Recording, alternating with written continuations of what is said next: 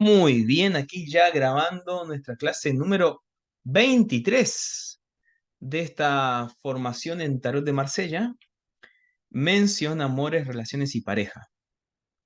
Y bueno, en esta clase especial vamos a profundizar en algunos conceptos claves para comprender quizás la mayor causa de consultas al tarot respecto a la pareja. Y es los tríos, los nudos de amores, las infidelidades, me conviene, no me conviene, a quién elijo, está mirando a otra, me mira a mí, qué siente por mí, qué siente por las demás, hay otro que me gusta, ¿qué hago? Hay otra mujer, bueno, en fin, quizás en lo que es parejas, esta es la principal y número uno causa de las consultas y le vamos a dedicar una clase entera a considerar em, una visión tarológica, iniciática y psicológica de este fenómeno, más allá de nuestras opiniones personales, de nuestras creencias, de lo que nos enseñaron y de lo que nos gustaría o no nos gustaría pensar.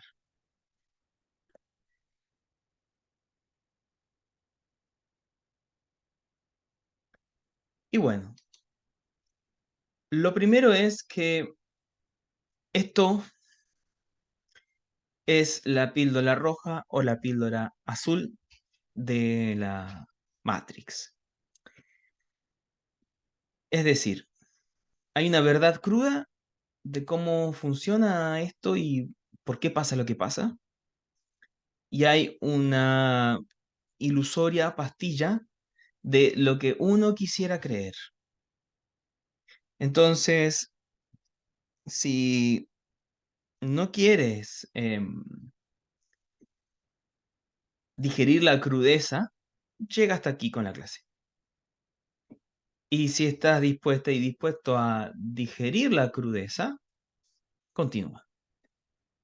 Es decir, como dice Morfeo, te ofrezco ahora la pastilla azul o la pastilla roja. La pastilla azul hoy en día es toda la herencia cultural de Disney, que aunque ahora Disney quiera renovarse, en realidad no se renueva. Lo único que hace es introducir minorías, entre comillas, LGBT dentro de sus cuentos, nada más. Que antes no lo hacía. Antes contaba el cuento entre hombre y mujer, ahora cuenta el cuento entre mujer y mujer, hombre y hombre, nada más. Pero sigue siendo el cuento de Disney, que toma como herencia toda una cultura popular y un imaginario popular. No es lo mismo el Disney de los años 40, 50, 60, 70, 80 que el Disney de hoy, pero siempre cuenta el mismo imaginario. Y ya vamos a ver cuál es.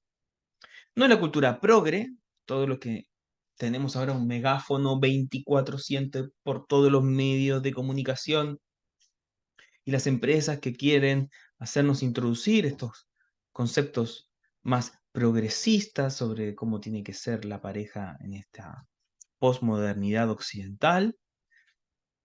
No es la cultura woke, que es como esta cultura que viene del Partido Demócrata de los Estados Unidos y que hay varios holdings que la soportan y que al final es un gran negocio em, sobre cómo debe ser la pareja y las relaciones hoy en día, donde se fomenta la feminización del hombre, la masculinización de la mujer y bueno, es simplemente una estrategia de mercado para reducir población y para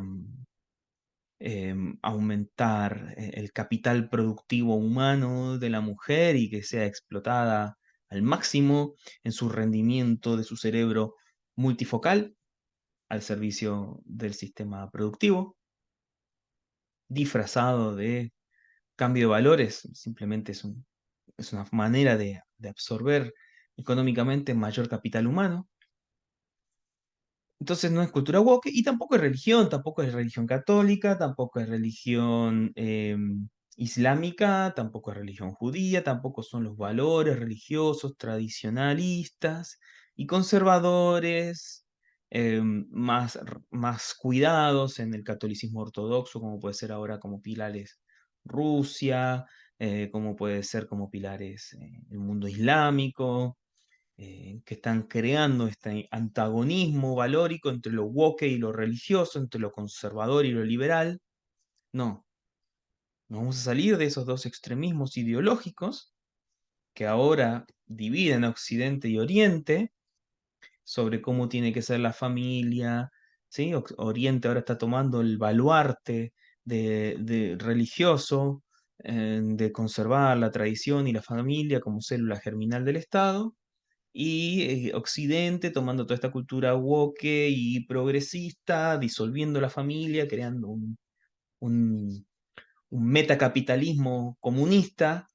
Entonces, ambos extremos los dejamos para el titiritero que maneja esta dialéctica ideológica hoy en día con sus megáfonos, y vamos a mirar como verdaderos magos y como verdaderos iniciados y como verdaderos terapeutas y como verdaderos tarólogos qué pasa realmente entre el hombre y la mujer y sobre todo en este tiempo.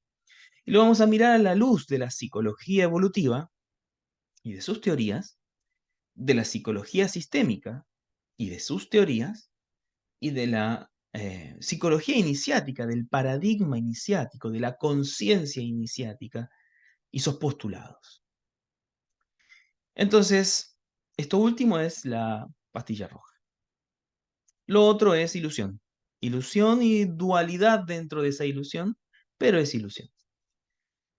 Entonces es ahora cuando uno elige cuál se toma. Vamos a imaginar que te tomaste la roja y continuamos. Bien, entonces, cuando vamos a considerar todo el dilema de amores, relaciones y parejas, vamos a considerar al mapa del mundo, que esto encriptado nos muestra que nosotros tenemos 4 compartimentos en nuestra psique que corresponden a cada uno de los arcanos menores de tarot y que, como ya se los mostré en las primeras clases y vamos a profundizar en las siguientes, tienen que ver con un mapa alquímico. Y este mapa alquímico sirve para ordenar todo el universo de todo lo que sucede. Es un microcosmos ordenador, configurador del mundo. Microcosmos, proyectivo, ordenador y configurador de manera proyectiva hacia afuera de mi mundo y mi universo.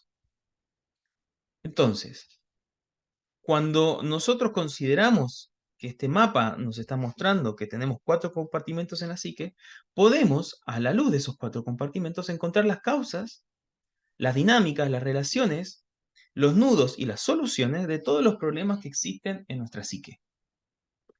En otras palabras, todos los problemas del mundo se pueden ordenar en 4 cuadrantes. Y el tarot te los ordena y te muestra el nudo, la causa y la solución, la dinámica, la interrelación, en un mismo paneo general. Y luego puedes meterte agudamente en cada uno de los compartimentos y encontrar lo que tú necesitas encontrar para aplicar y poner en movimiento en tu vida para sanar y construir la dicha que tú quieres construir. Entonces, cuando nosotros comenzamos este recorrido iniciático, por ejemplo, en lo terapéutico, cuando hacemos la terapia breve de amores difíciles, comenzamos por las espadas, comenzamos por el intelecto.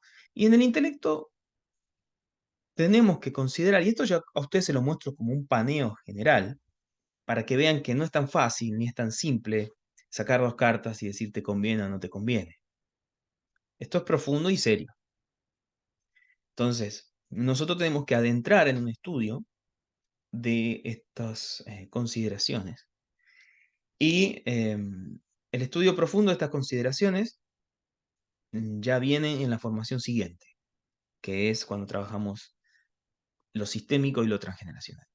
Pero aquí le vamos a dar un pantallazo superficial para ver dónde se ubican los pilares mentales de lo que puede representar una patología, que, por ejemplo, siempre me pasa lo mismo con el sexo opuesto o con las parejas.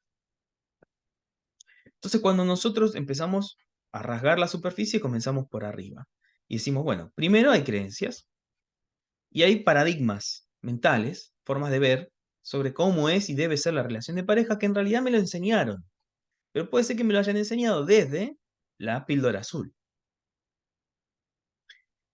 Y eso se choca con la realidad psicobiológica del ser humano. Por otro lado, hay una historia personal mía, de mis cosas que me pasaron, que pueden comprender duelos incompletos, lazos sexuales todavía no resueltos o disueltos, y por último, un cuento que me cuento. Entonces, en lo que es la terapia breve de amor difícil, empezamos por acá. Primero empezamos viendo las creencias, reformulando esas creencias, viendo de dónde vienen, cómo se transmitieron, y luego empezando a trabajar sobre la historia personal, sanando duelos, resolviendo o disolviendo lazos sexuales, y empezar a contarnos otro cuento.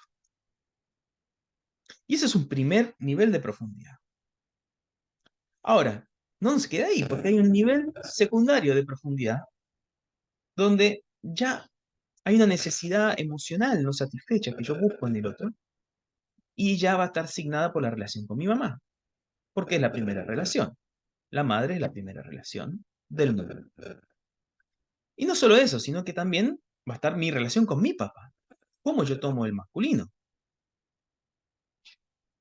Pero no se va a quedar ahí, porque también hay un duelo que muchas veces no se hace, sobre todo en las patologías de las relacionales, que es el duelo de cómo debería haber sido la relación de mis padres versus cómo fue. Y ahí yo también me puedo quedar muy pegado. Debería haber sido así, pero fue de otra manera. En ese hubiera, hubiese, debería, yo me quedo en la infantilidad, en la no aceptación. Y por supuesto que hay dinámicas de relación entre mamá y papá, papá conmigo, dadas por presencia, por ausencia, cómo se trataron entre ellos, cómo me trataron a mí respecto al trato entre ellos. Todas esas dinámicas se me grabaron en mi cabecita de 0 a 7 años y yo las repito sin darme cuenta.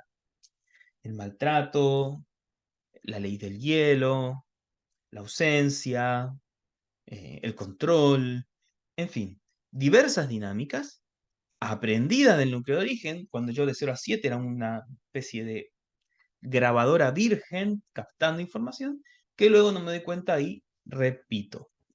Y que yo le llamo a eso mi temperamento.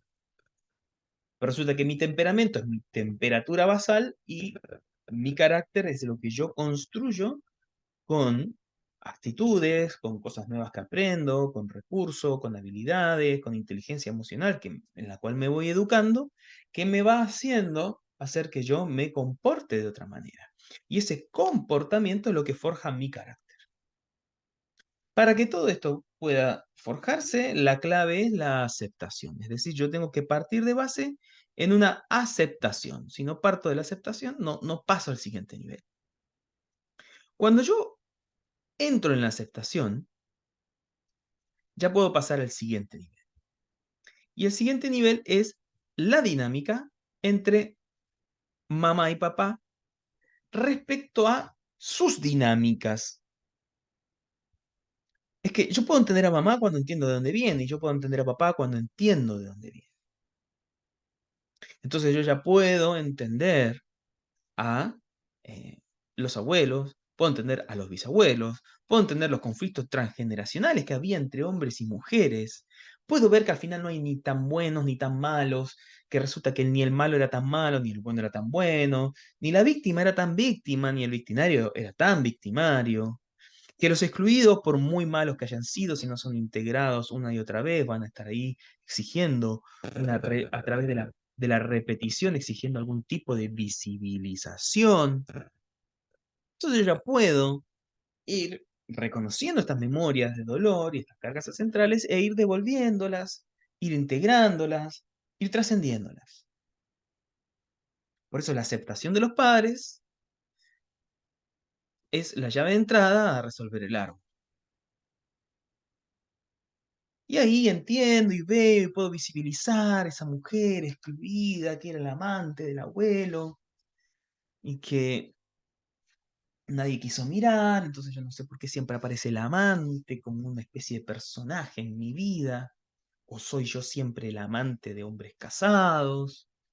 En fin, yo voy entendiendo una dinámica y voy integrando. Digo, bueno, esa mujer a la que le llamaban la innombrable era importante.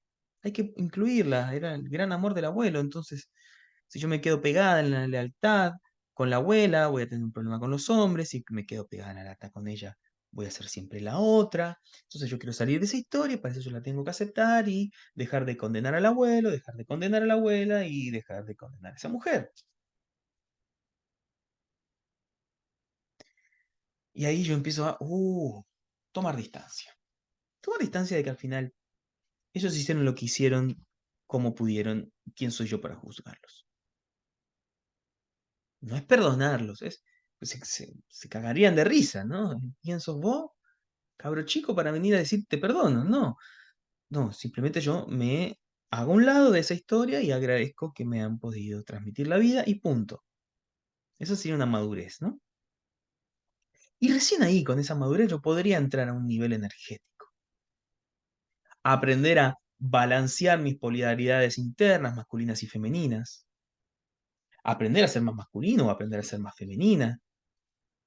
Que ese entendimiento y esa actitud sostenida a raíz de lo que entendí con actos y con comportamientos, empieza a generar en mí otro tipo de emisión hormonal. Quizás en la mujer que se feminiza baja un poco la producción de estrógeno, sube más su producción de progesterona. em, O al revés, se pone más creativa y se pone más estrogénica. El hombre empieza a producir más testosterona, empieza a bajar sus niveles de octopamina.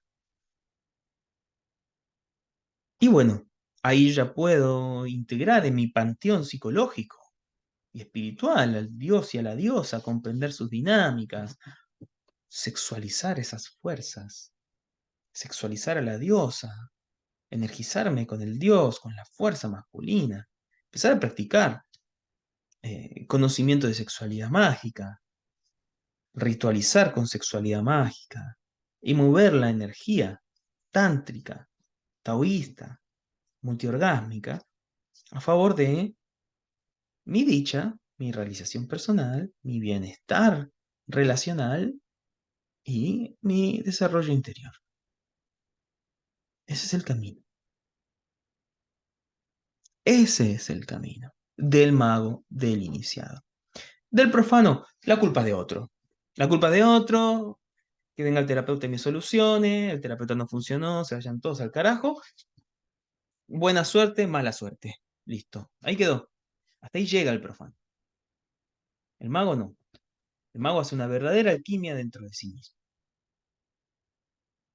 Y bueno, vamos a comenzar entonces en esta clase. Vamos a profundizar aquí, en las espadas. Porque yo tengo que ordenarme un poco la película, sobre todo si voy a hacerle lecturas a un tercero. Tengo que ordenarme la película de cuál es la pastilla roja acá. Si no, no voy a poder servir de ayuda. Si no, voy a ser vieja escuela. Para ser vieja escuela mejor no hago nada. Si no, voy a hacer más daño que beneficio.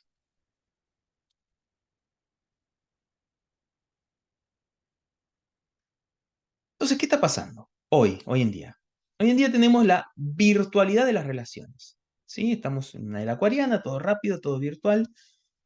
Nos conocemos virtualmente también. Antes teníamos que ir a una fiesta para conocer a una chica, ahora me meto a un Instagram, tiro ahí un Oli, si pesca bien, si no, tiro otro, a otra. Entonces hay una virtualidad en las relaciones donde podemos acceder fácil, pero también podemos salir fácil. Es un ghosting por WhatsApp y ya está. Un delete, un bloquear, ¿sí? Una vez leí un meme, ¿no? Que decía, eh, disfrútense, algún día se bloquearán. ¿no? La pareja así, bajo la lluvia, girando, ¿no? Decía, disfrútense, algún día se bloquea. Bueno, alguien con el corazón roto hizo ese meme. Pero sin duda, igual tiene razón en un sentido, ¿no? Ya te bloqueo de todas las redes. Entonces, entro virtual, salgo virtual. Y cuando la cosa no resulta, no está resultando, bueno, empecemos a explorar relaciones a distancia, sexting, ¿por qué no? Así pongamos en videoconferencia, tú te tocas, yo me toco a lo lejos, no nos involucramos tanto, tú vives en otro país. O mejor ya, yo no me quiero comprometer, ya me rompieron mucho el corazón, me voy a hacer una coraza, me voy a bloquear, vamos a tener una relación abierta, aunque quisiera que no fuese así, pero no importa. Sí, somos poliamorosos, poliamorosos. Que en realidad poliamoroso tiene poco, es más bien polisexual. Bueno, estuvo de moda un tiempo y todavía hay un nicho de swingers que tienen su propio código, donde la infidelidad sexual no existe, pero sí la infidelidad emocional, es decir, puedes follarte otro delante mío, pero no le vayas a mandar un corazoncito sin que yo sepa por WhatsApp. Entonces, hay otro tipo de contrato, otro tipo de código. Bueno, están los amigos con ventaja. Está Tinder, ¿no? Que llega a un punto en que es, bueno, me conozco a alguien, sé que no va a resultar. En el fondo sé que no va a resultar, porque si estamos buscando por Tinder es porque algo pasa. Entonces, vamos a estar juntos un rato, pues sabemos que no va a resultar, pero por último nos hacemos cariño, nos damos placer. Es nuestra forma de hacerlo, siempre y cuando no nos autoengañemos de que vamos a encontrar el amor de la vida ahí. Hay bajas probabilidades, eh, no imposible. Y luego está esto, ¿no? Que es una pequeña moda así de masturbación y mascotas, ¿no? Es decir, a ver, ¿qué necesito? Necesito sexo y cariño. Bueno, sexo lo puedo obtener a través de la masturbación, el hombre mira su pornografía, la mujer se compra sus vibradores y a la hora de tener un poco de oxitocina, ya una mascota bien y que no joda, ¿no?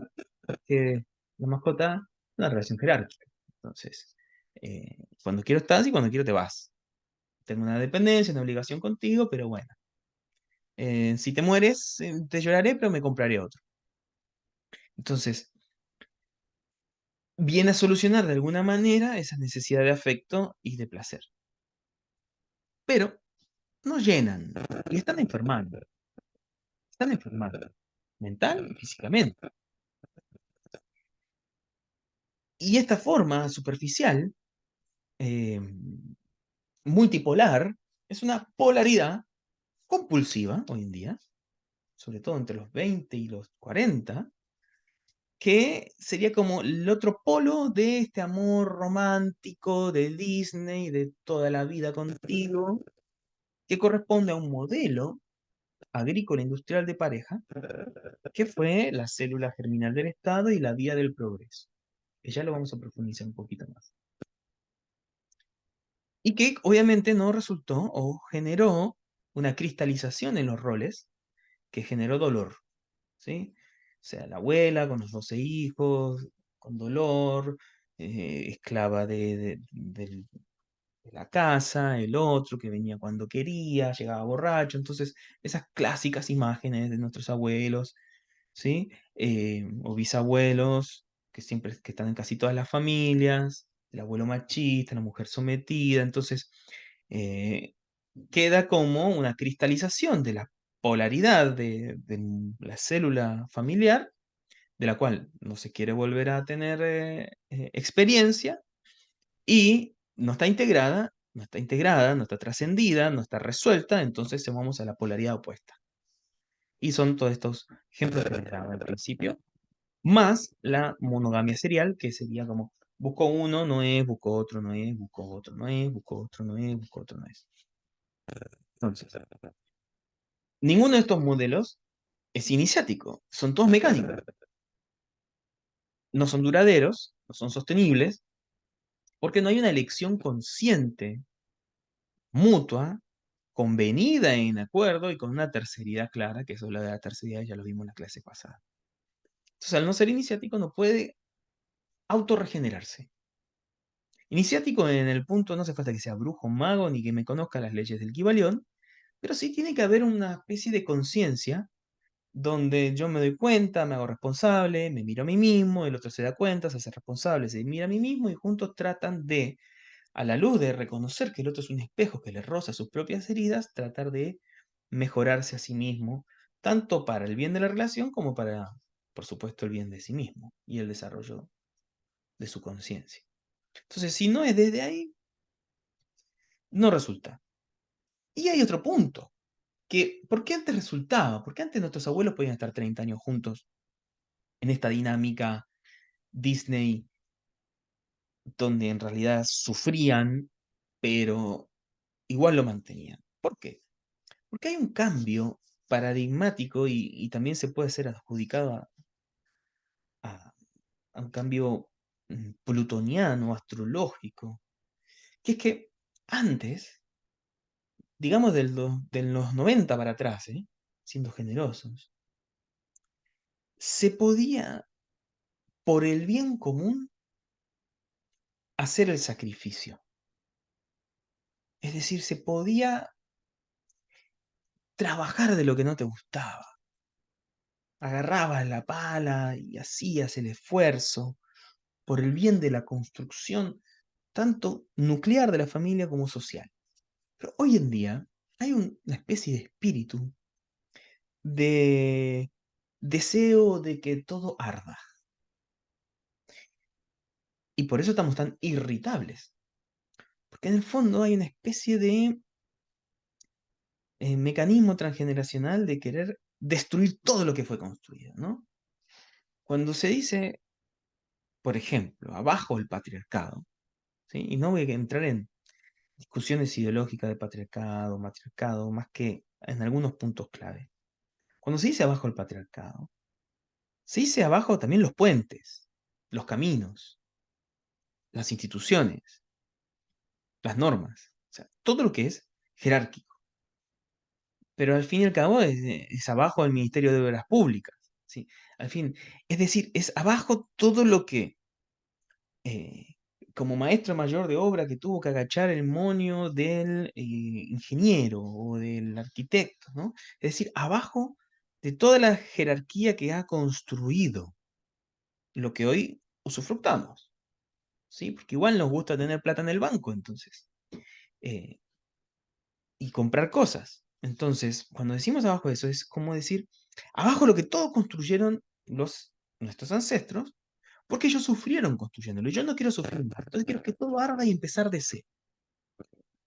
Pero ese empezar de cero con todo ardiendo no está integrado, no está, no, es simplemente una reacción, una reactividad.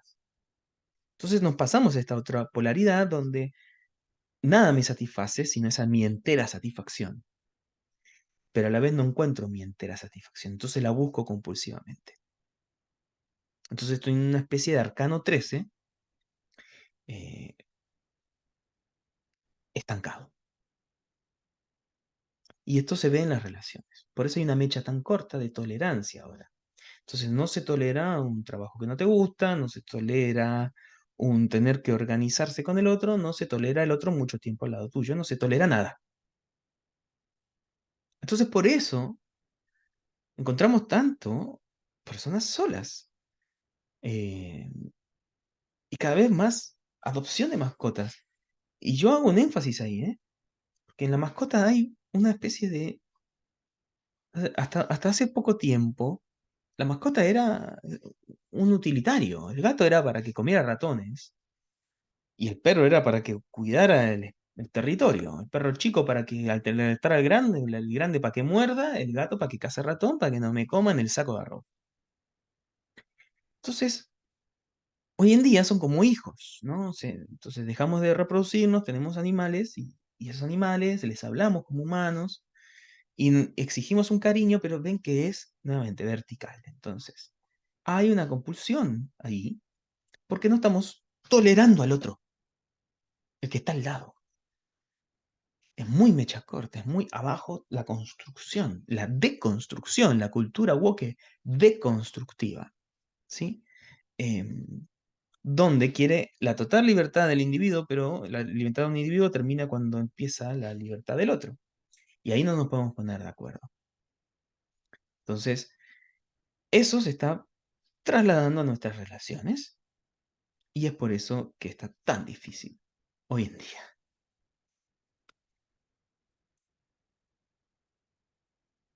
Bien, entonces vamos a considerar primero un concepto que se llama la monogamia biológica mamífera. Entonces, la primera pregunta es, ¿los seres humanos somos monógamos o no somos monógamos? Y aquí hay una respuesta dialéctica. Somos monógamos por naturaleza. ¿Y qué define a que una especie sea monógama o no? Simple. El macho participa de la crianza. ¿Los gatos son monógamos? No, porque el macho no participa de la crianza. La gata lo pare, da teta, cuando los desteta, que sobrevivan. Punto. Los reptiles tampoco. Muchas especies no son monógamas. Los osos tampoco. Ningún felino es monógamo. Pero hay especies que sí. Los zorros son monógamos. El macho participa de la crianza. Los pingüinos son monógamos. Especies de aves son monógamas. Y en el ser humano hay vestigios de huellas de Australopithecus, el más antiguo, ¿sí? O sea, del mono, el labón perdido, Australopithecus. No sabemos si ese labón perdido es un extraterrestre genetista o qué, pero hay un Australopithecus que ya pum, cambia, ¿no? Se endereza y vemos que el macho participa de la crianza. Y en las huellas está vista una huella de una familia. Una huella. Un pie muy grande, uno más chico, que va al lado, y uno chiquitito que de repente se ve y de repente no se ve en esta huella fósil. Es decir, de repente lo toman a UPA, de repente camina. Y estamos hablando de 1 millón de años atrás de esas huellas. Es decir, que somos una especie monógama por lo menos hace 1 millón de años. Pero las especies monógamas por naturaleza desarrollaron un mecanismo de supervivencia que se llama infidelidad. ¿Y por qué es un mecanismo de supervivencia? Muy simple, te lo voy a explicar. Mira, ¿ves esos dos pingüinitos? Qué lindos que son, ¿no? Son la imagen de la fidelidad. Y sí, es una pareja que tienen al huevito y va la hembra, tienen comparten los roles, ¿sí? La hembra va, caza, viene, mientras que el macho empolla. Luego el macho sale, va, caza, vuelve y le trae a la hembra. Empollan al pingüinito hasta que el pingüinito nace, lo cuidan, lo sobrealimentan, lo dejan gordo, gordo, gordo, gordo, gordísimo, lo llevan juntos hasta el agua y lo abandonan. No vuelve nunca más por él. Y el pingüinito solo debe usar todo ese sobrealimento que le dieron sus padres para desarrollar una impermeabilidad de grasa en su plumaje para poder tirarse al agua y cazar por sí solo. Esa es la prueba de supervivencia del pingüinito. Bien, pero más allá de esa herida de abandono del pingüino, vamos un poquito más atrás y vemos que hay una cocrianza, un intercambio en los roles de género, donde hay una madre responsable y un padre responsable. Pero aquí está el punto, porque hicieron unos científicos de Inglaterra, hicieron un estudio donde con mucha malicia se pusieron a hacer un ADN, un estudio de ADN, a ver si realmente los pingüinos eran tan monógamos. ¿Y qué descubrieron? Descubrieron que el 80% de los pingüinitos que eran criados por esta pareja monógama de pingüinos no eran del padre. Ahí está la bomba. ¡Chan! El 80%. ¿Qué significa esto? Significa que la hembra,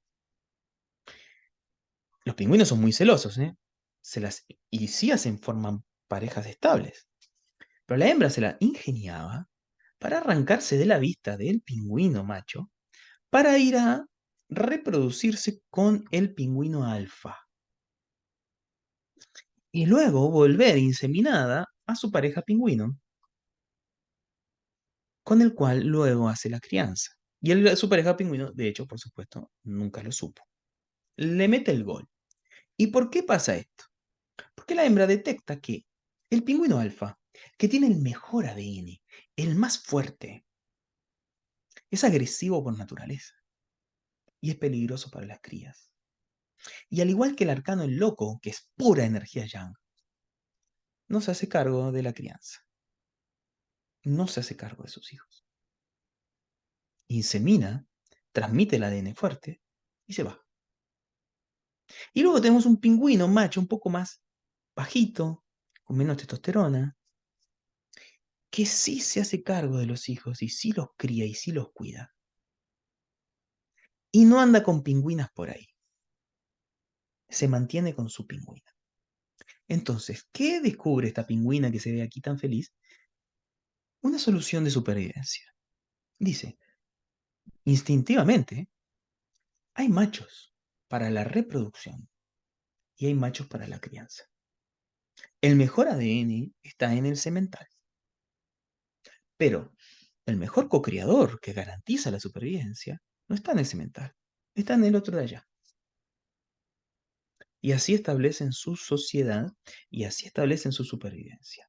No solamente los pingüinos, muchísimos pájaros, todos los primates, las langostas, los zorros, los venados. Hay un montón de especies que lo hacen y el ser humano también. Solo que el ser humano ha evolucionado y ha desarrollado un neocórtex con el cual establece normas, símbolos, lógicas, creencias y sistemas de valores. Pero eso no quiere decir que haya dentro del ser humano una puesta en movimiento instintiva que tiene mucha más antigüedad y fuerza basal que las construcciones posteriores que hace. Es decir, el tronco cerebral tiene más fuerza que el neocórtex. Es decir, tu neocórtex puede decir, quítate la vida de estrangular. Este mundo no tiene sentido. Mátate. Y tú te tratas de estrangular. Y llega un punto en que el tronco cerebral dice, te está por asfixiar, suelta. Por eso es imposible autoahorcarse. Entonces yo puedo en mi neocórtex pensar que el mundo es lo peor. Estar convencido de que debo matarme.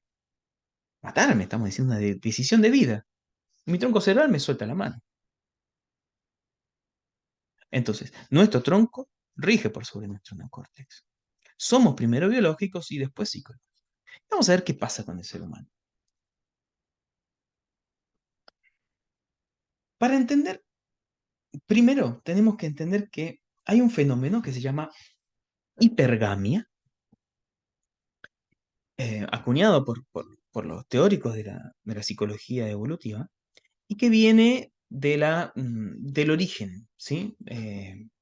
Del génesis de la vida, de la filogénesis. Y es cómo se construye en nuestro cuerpo las células del mesodermo, que son las células que construyen músculos, huesos, cartílagos, tendones, ligamentos, sangre, médula y sistema inmune. Es decir, que se desarrolla un tipo de célula en la vida humana, y ya estamos hablando no solo de la vida humana, de la gestación del vientre que esas células producen en nuestro cuerpo, sino del origen de la vida, cuando estábamos en el mar, que pasa de un medio acuático informe a salir del agua como un anfibio y querer buscar nuevo alimento. Entonces, la vida da un salto en el agua y también en el vientre hay un salto entre los órganos de supervivencia y empezar a construir músculo, hueso, cartílago, tendón.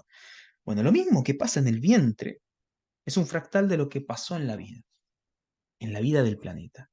Pasamos, la vida pasó del agua a la tierra y cuando pasa del agua a la tierra deja de tener solamente órganos de supervivencia, branquias, entra comida, sale comida, digestión y ya, y empezamos a construir tendones, músculos, huesos, cartílagos, ligamentos, sangre, sistema inmune y médula. ¿Y por qué empezamos a construir eso? Para poder explorar el nuevo territorio, la playa. Y no solo eso, sino que luego había que competir por el alimento, había que esforzarse. Entonces, todo lo que es nuestro sistema mesodérmico y todo lo que es la vida del agua hacia la tierra está asignada por la competencia. La supervivencia ahora no está garantizada como en el mar, donde la gran madre nos da todo, sino que hay que esforzarse por conseguir alimento. ¿Y quién sobrevive? El más fuerte. Y el más fuerte es el que tiene después el privilegio de transmitir su ADN. Entonces, ¿qué pasa aquí? Pasa que a medida que se va desarrollando estas nuevas especies anfibias, el macho más fuerte es el que tiene el privilegio y el deber de esparcir su semilla en el mayor número de hembras posible. Y la hembra es la que tiene el privilegio de ser escogida, inseminada, protegida para parir más de su especie. No todas las hembras son escogidas y no todos los machos tienen el privilegio de escoger. Es decir, que se transforma en una necesidad-privilegio. Es una necesidad, pero es un privilegio ser agente de esa necesidad para la especie. Estamos hablando de seres anfibios, ¿eh? Entonces, ¿qué pasa acá? Pasa que la madre naturaleza genera inas, moléculas endógenas, para favorecer este mecanismo. En el macho produce la serotonina, que está en todos, ¿eh? Hasta en la langosta. Y esa serotonina, cuando tiene grandes cantidades, hace que el cuerpo crezca y se ponga fuerte. Es decir, que el macho anfibio, cuando conseguía alimento, liberaba serotonina. Cuando conseguía una hembra, liberaba serotonina. Cuando conseguía un territorio, liberaba serotonina. Cuando vencía en una pelea, liberaba serotonina. Y se va haciendo más fuerte y más grande. A su vez, va creando un gen, que en el hombre se llama alelo 334, que es un gen del desapego. Es decir, ¿por qué necesitaba desapego el macho respecto a la hembras? Porque tenía que esparcir el mayor número de simiente, en el mayor número de hembras posible para la población de su especie, que iba a controlar el territorio y que no iba a ser invadido por otra especie y que no iban a perecer. ¿Y qué pasaba con la hembra? La hembra necesitaba, como el macho era más grande y más fuerte físicamente, necesitaba asegurar supervivencia perteneciendo al macho más fuerte. Entonces iba a generar oxitocina y vasopresina, que son hormonas del apego. Se iba a pegar a este macho, mantenerse cerquita.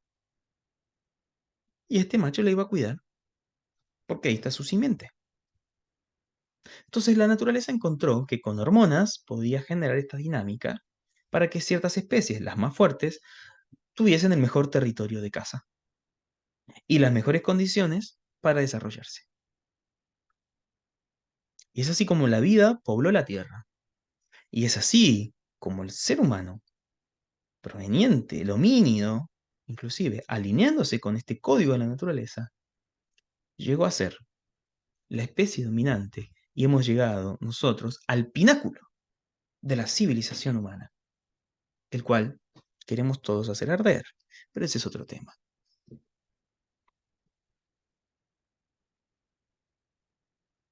Entonces, la madre naturaleza tiene una ley que es winners takes all.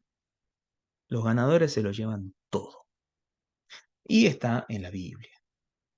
Dice, al que tiene se le dará, y al que no tiene, aún lo que tiene, se le quitará.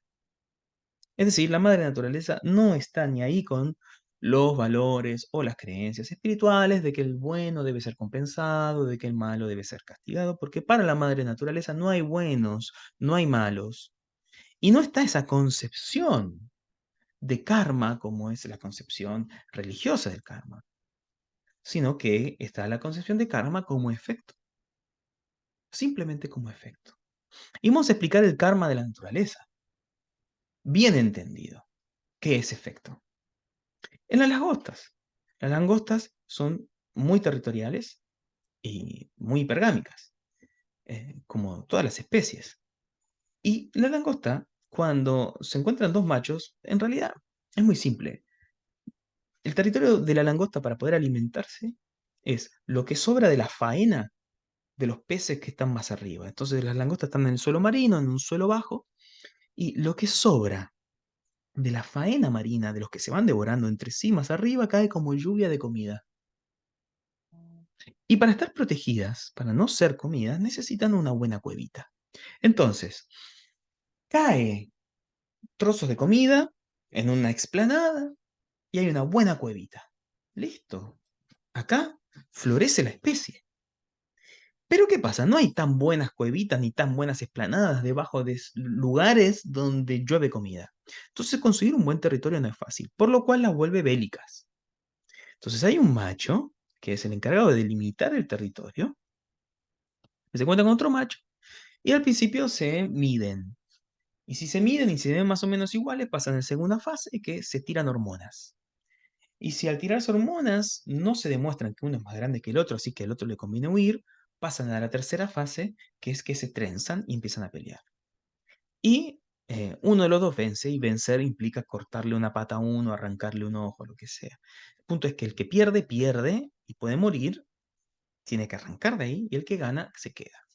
¿Qué sucede hormonalmente ahí? Lo mismo que nos pasa a los seres humanos, lo mismo que nos pasa a los venados, lo mismo que le pasa a cualquier especie donde el macho pelea por un territorio. El que gana se hace más fuerte. Empieza a producir serotonina, un antidepresivo natural, empieza a construir músculo, empieza a construir coraza, se empieza a hacer más grande, crece físicamente por la serotonina. Y aumenta sus hormonas sexuales y empieza a orinar por el territorio, a marcar con fragancias, una hormona que dice a la hembra, este territorio está seguro, hay comida y hay cuevita. Y la hembra se ve magnetizada por ese aroma, se acerca al macho y le sube la libido, se pone reproductiva y se le ofrece al macho. ¿Qué le pasa al otro que perdió? Bueno, primero se tiene que arrancar del territorio sexual marcado por el macho, porque si pretende volver otra vez, le va a ir peor. ¿Por qué? Porque empieza a producir una hormona que se llama octopamina. Y la octopamina es una hormona que hace que se reduzca su tamaño. No solo eso, se le debilita la coraza. Casualmente la octopamina es la hormona que produce la hembra para que esté más flexible en la copulación. Es decir, que la hembra se feminiza con la octopamina, se pone más flexible su caparazón y es más fácil copular.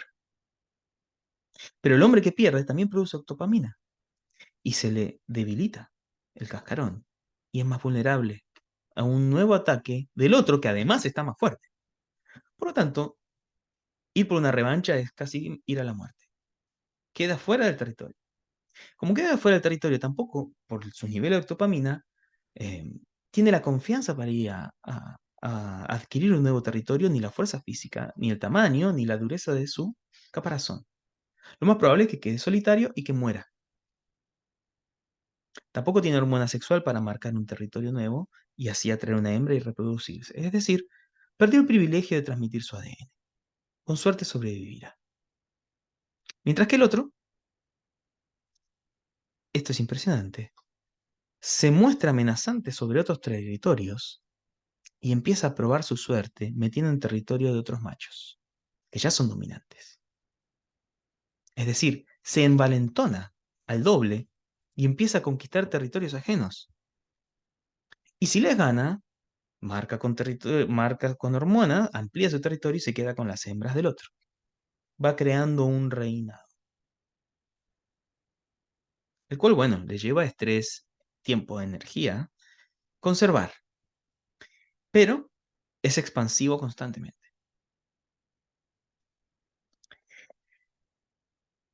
No solo sucede este mismo fenómeno con las langostas, sino que sucede con muchísimas especies, como por ejemplo también los venados. Y también sucede con el ser humano.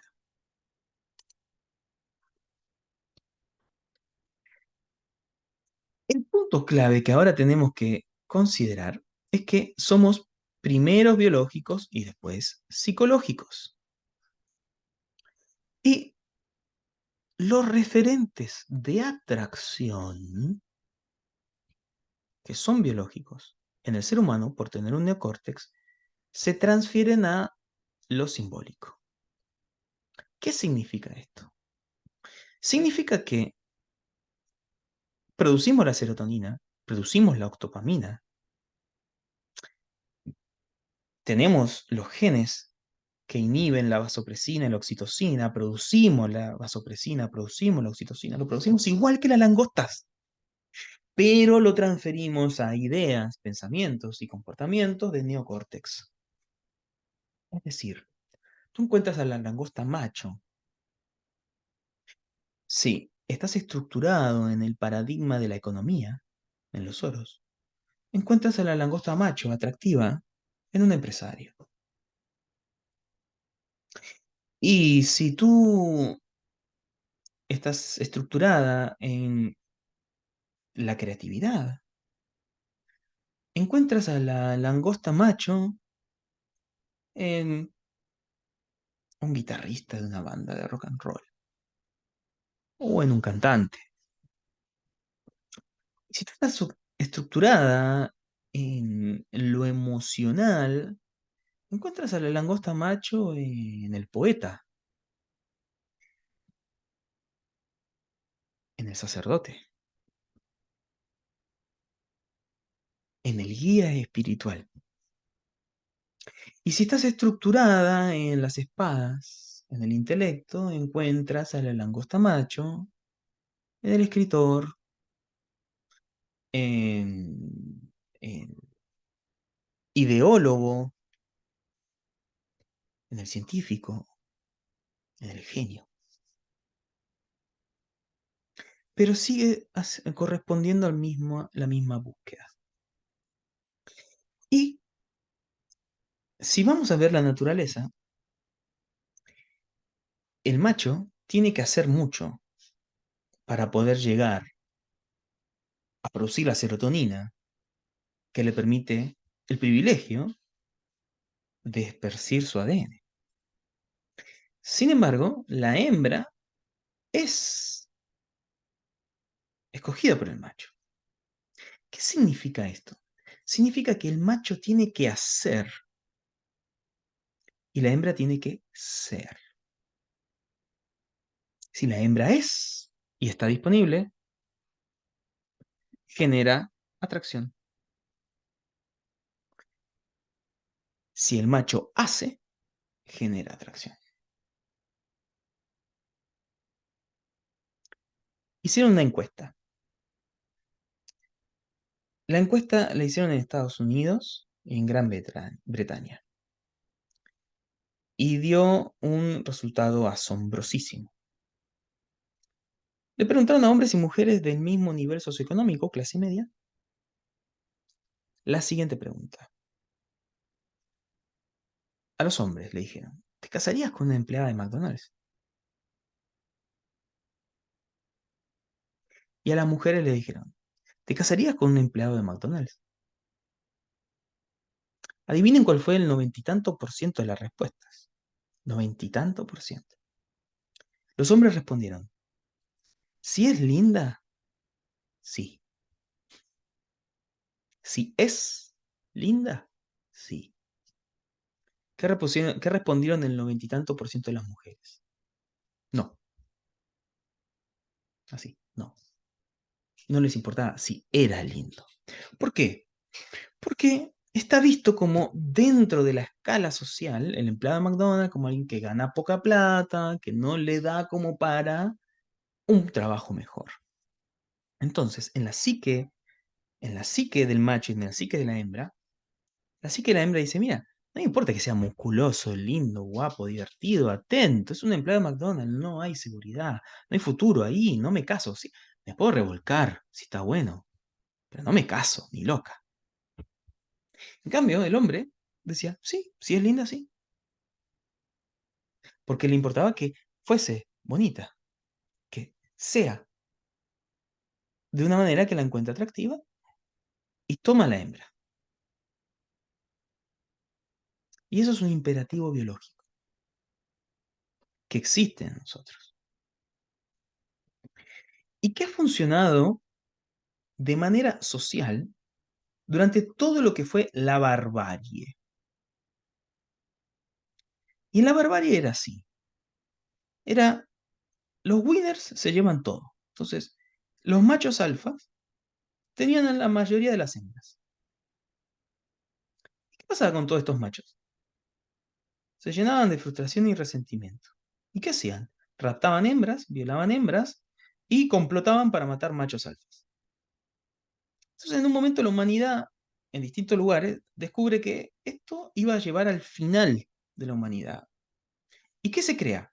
Se crea un orden de civilización mediante normativa religiosa, filosófica, moral y política, un orden de una hembra para un macho,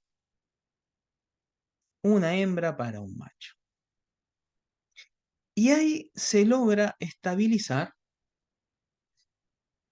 la célula germinal del Estado, la familia, a través de la institución del matrimonio y la transmisión del patrimonio.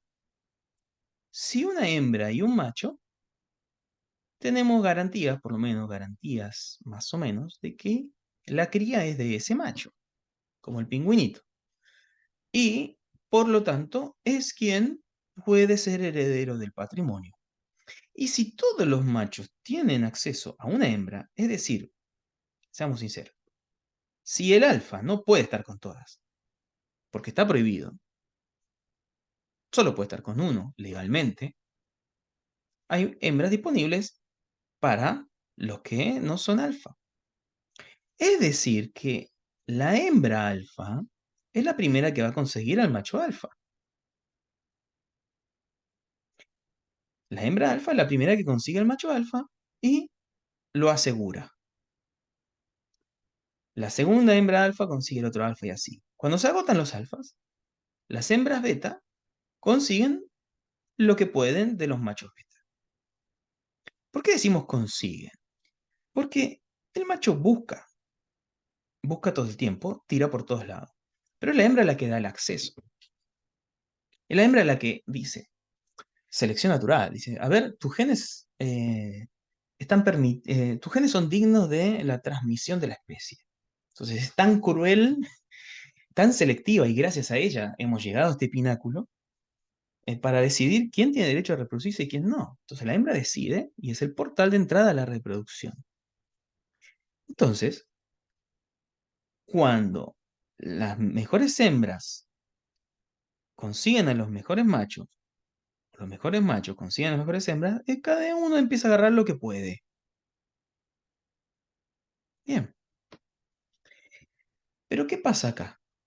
Esto funcionó hasta los años 60. Trae 10.000 años, ¿eh? Y funcionó hasta los años 60. Empieza a desestabilizarse ya con la aparición del comunismo, la caída del imperio zarista, y se empieza a esparcir y llega a su máxima expresión en la revolución sexual de los años 60. Y lo que pasa a partir de ahí con la liberación sexual, sobre todo de la mujer, la aparición de la minifalda, la eh, devaluación de la institución del matrimonio, empieza a pasar que vuelve la barbarie hipergámica. Y nuevamente, ya no normados por la institución matrimonial, por lo menos de manera moral, nuevamente los mejores se agarran a las mejores. Y los que no pueden se quedan otra vez en la frustración. Y bueno, aquí está mal este diagrama porque sería una mezcla, ¿no? Hay una mezcla de nos agarramos mutuamente, pero en realidad miramos al otro y quisiéramos permanecer, la hembra aspira al mejor, y el macho trata de conservar lo que tiene, pero aquí se produce el fenómeno de la monogamia serial y cuando no resulta, va y cambia, y va y cambia, y va y cambia. Ahí lo vamos a analizar un poquito mejor. Entonces, en resumen, ¿dónde estamos ahora? De vuelta aquí, en hipergamia pura. Y la hipergamia se traslada simbólicamente al tipo de alfa que busca la hembra, depende de su estructura.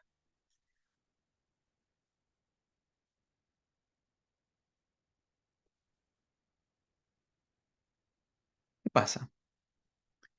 ¿Por qué se te cambia? Pues este cambio socioeconómico, ¿sí? Es decir,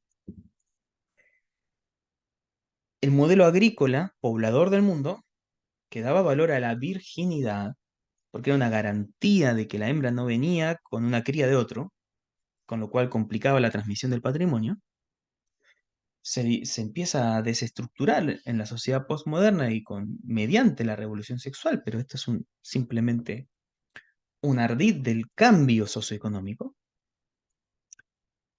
Volvemos a ser hipergámicos y la fidelidad, que era un valor en la sociedad monogámica de la civilización, se pretende como un artefacto cultural ya no necesario. ¿Por qué ya no necesario?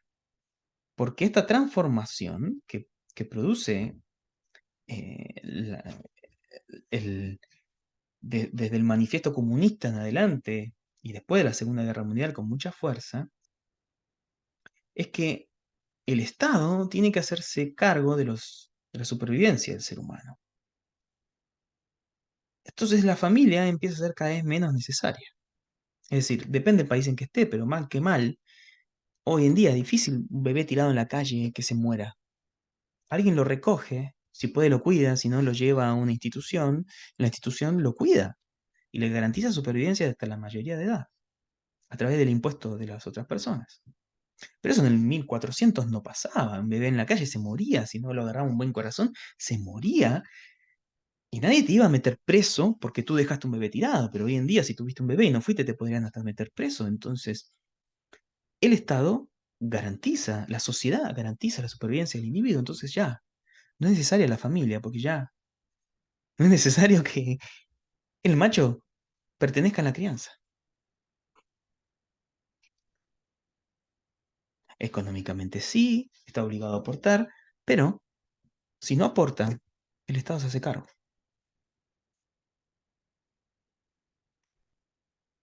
Eso es interesante de considerar. Entonces, la fidelidad como valor monogámico de construcción de civilización no es necesaria ahora, porque estamos de vuelta en la barbarie, porque estamos en la deconstrucción y en la depoblación,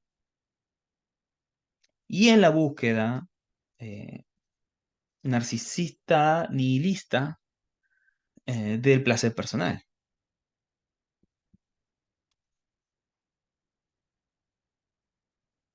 Otro punto a considerar. La hembra busca conseguir el mejor ADN posible, al mejor macho que pueda alcanzar, que le brinde seguridad y que le brinde estabilidad y que le brinde buen ADN. Ese es su imperativo biológico, que luego se transforma en su neocortes y se hace todo tipo de proyecciones. Pero el imperativo biológico es el mejor macho posible que dé seguridad, que dé buen ADN y que satisfaga mis necesidades. Esa es su estrategia sexual psicobiológica basal, inconsciente. ¿Y el macho qué hace? El macho, su estrategia basal es inseminar al mayor número de hembras posible. Bueno, cuando se instaura esta construcción, ambos sacrifican su estrategia sexual, porque la hembra consiguió lo mejor que podía y ahí se quedó. En comillas la suelta, pero el macho realmente la suelta porque tenía prohibido meterse con otras, socialmente, legalmente, moralmente, espiritualmente. El macho a todas luces debe sacrificarla. ¿Cómo soluciona su imperativo? A través de la infidelidad. Pero la hembra también tiene que sacrificar que si el macho que agarró no es el indicado, la consecución de la especie. Entonces, como solución, la infidelidad. Ahora,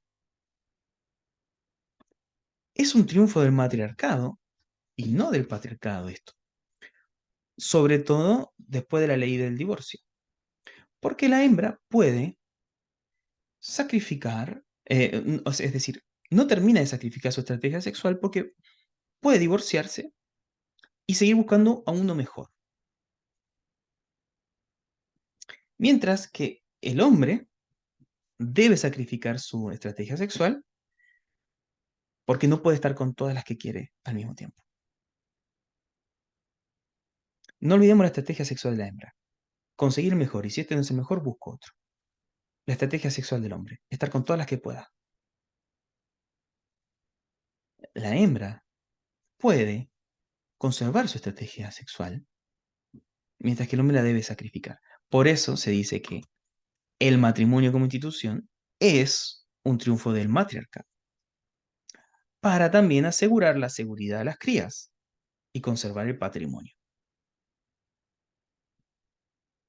Entonces estamos mirando acá como no como un adeptos ideológicos, sino cómo se organizó la sociedad económicamente y socialmente, y que de ahí vienen las normas. Entonces, ¿cómo hizo el hombre para sacrificar su estrategia sexual? A través de la sublimación. ¿Qué quiere decir esto? Que el hombre, todo hombre, naturalmente desea a otras mujeres. Es un imperativo biológico. Ahora, que consuma un acto o no, eso va a depender de su capacidad de sublimación.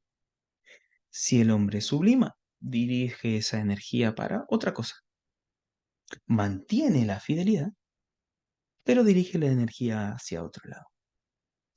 La mujer proyecta. Es decir, si no está con el mejor que pudo haber conseguido y ya no se ve con las mismas posibilidades de conseguir algo mejor que hace 10 años atrás, va a proyectar en su imaginario la conexión con ese hombre. Y es por eso que a las mujeres les gusta tanto las series de Netflix de amor. O a nuestras abuelas les gustaban las telenovelas. O las literaturas o las novelas escritas. Proyectaban al hombre ideal ahí. Y así vivían en su neocorte, en su imaginario, la satisfacción del imperativo biológico. Y el hombre consciente sublimaba. Y el hombre inconsciente o cometía la infidelidad o se masturbaba.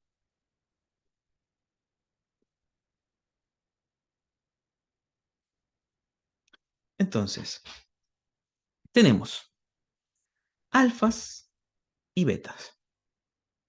Entonces, el macho alfa, como el pingüino, bueno para reproducirse, que no es bueno criando, tiene un ADN fuerte y eso se expresa a través del magnetismo sexual. Entrega fuego, entrega aventura, pero causa dolor.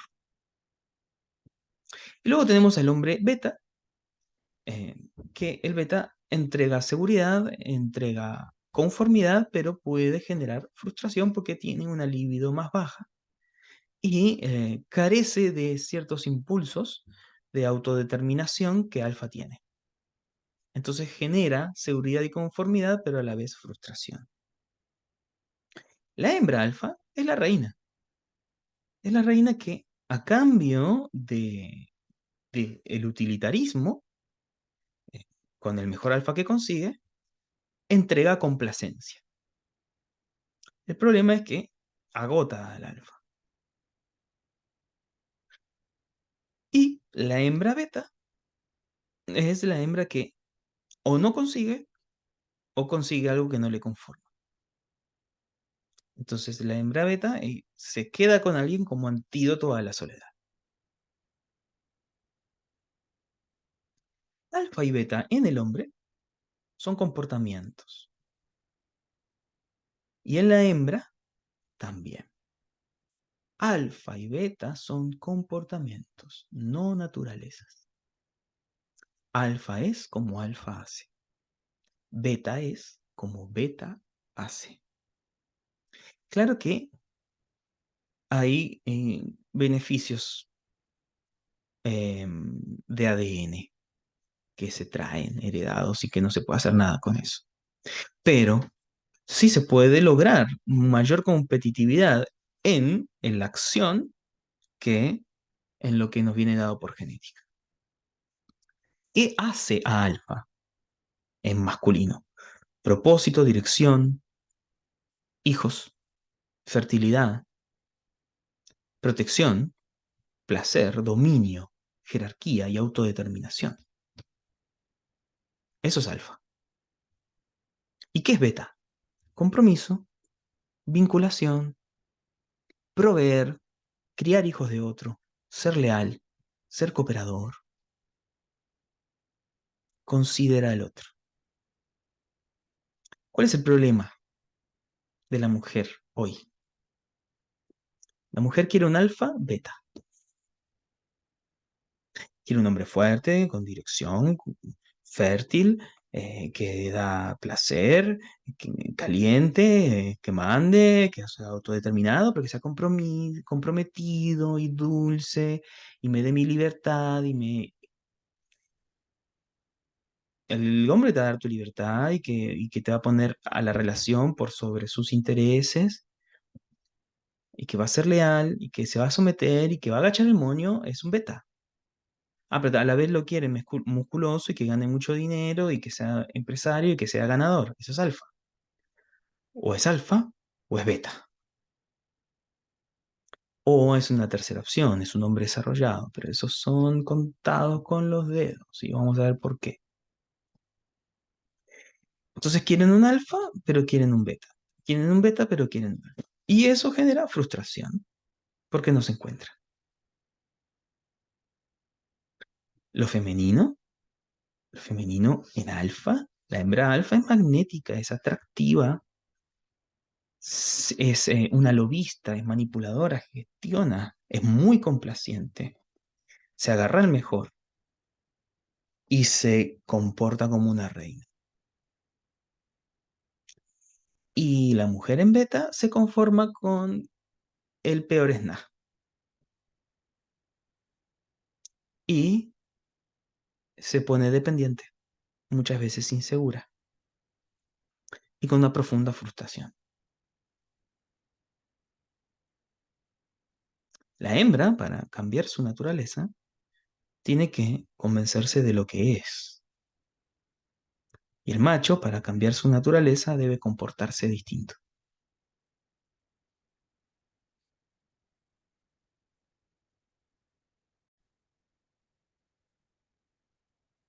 Bien, entonces, ¿qué entendemos? Entendemos que hay una necesidad biológica de la mujer encontrar la fuerza alfa y una necesidad psicológica emocional de estar con un hombre beta. Y hay una necesidad biológica de un hombre de comportarse como alfa y un imperativo femenino de comportarse como beta. Y eso es una contradicción. Y esa es causa de las sublimaciones, proyecciones y consumaciones de infidelidades.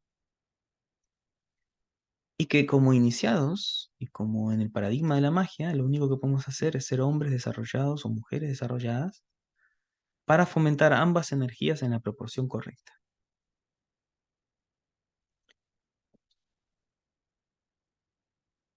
El hombre masculino. Ya vamos a salirnos un poco de lo que es alfabeta y vamos a sofisticarlo a hombre masculino y hombre femenino. El hombre masculino prioriza el propósito. ¿Qué significa esto? Su prioridad, su prioridad es el propósito.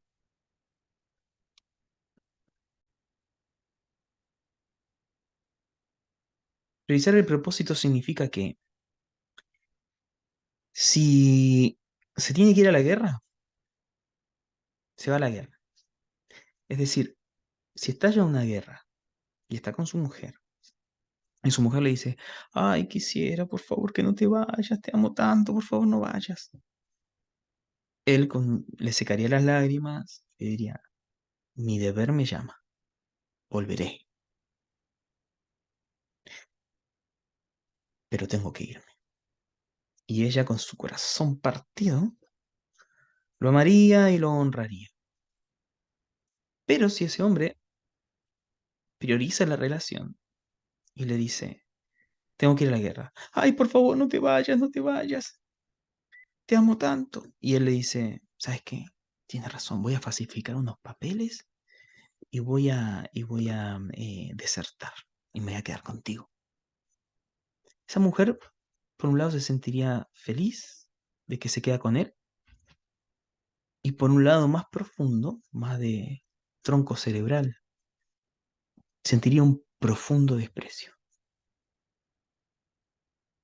Esa es la contradicción, porque la mujer en su cerebro femenino quiere un hombre fuerte que haga lo que tenga que hacer. No quiere ser la número uno. Quiere que el número uno sea el propósito, porque sabe que en el propósito está la fuerza que hace que ella sea su reina. Y eso le da la seguridad para poder transmitir su ADN. Y es biológico. Entonces, le gusta a la hembra femenina que el macho sea masculino, que priorice su propósito, su dirección, su enfoque, su autodeterminación, su valor, su mente racional, que no sea desbordado por sus emociones, que mantenga una energía eléctrica y que insemine. Y el hombre femenino va a generar dependencia, inseguridad, le va a faltar el enfoque, va a ser disperso, difuso, va a tener apego desbordante, va a tener una mente emocional y una energía magnética. Claro, va a poder hacer pareja con una mujer masculina, que priorice el propósito, que priorice la dirección, que tenga su enfoque, que tenga su autodeterminación, que tenga su mente racional, que busque lo justo y que tenga una energía eléctrica. No va a poder hacer pareja con una mujer femenina que su prioridad está en el vínculo, en la relación, en la armonía, en concebir, gestar y dar a luz no solo bebés, sino realidad y las semillas de la visión del masculino, que va a magnetizar las semillas de visión del masculino. Entonces hay dos posibles parejas, el hombre masculino con la mujer femenina o el hombre femenino con la mujer masculina. Si tienen los roles claros, pueden funcionar. Ahora, el hombre desarrollado tiene que ser 75% masculino y 25% femenino si no se quiere enfermar y si quiere tener éxito en la vida. Es decir, si no quiere tener prostatitis, si no quiere tener enfermedades en los testículos, si quiere tener una vida sexual sana, tiene que estar 75% de su masculino produciendo serotonina y testosterona. Y un 25% de su femenino pudiendo encontrar la fusión que lo reenergiza. Y la mujer, si quiere mantenerse sana, si no quiere tener ovarios poliquísticos, si no quiere tener enfermedades sexuales, vaginosis, distintas afecciones al útero, cándida, en fin, hay un montón de, pero sobre todo el ovario poliquístico, si no quiere tener trastornos de la menstruación y trastornos en la regla, tiene que habitar el 75% de su femenino.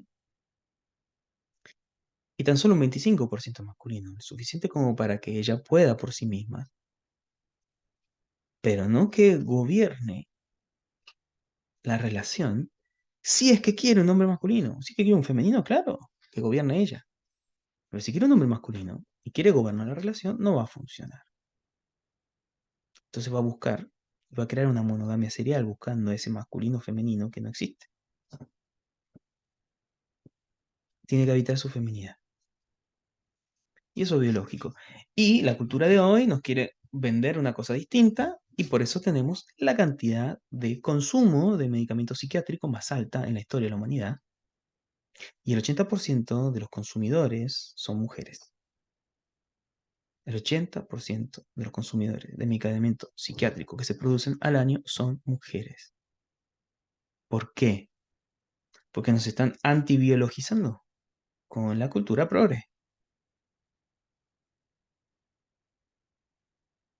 Es la deconstrucción.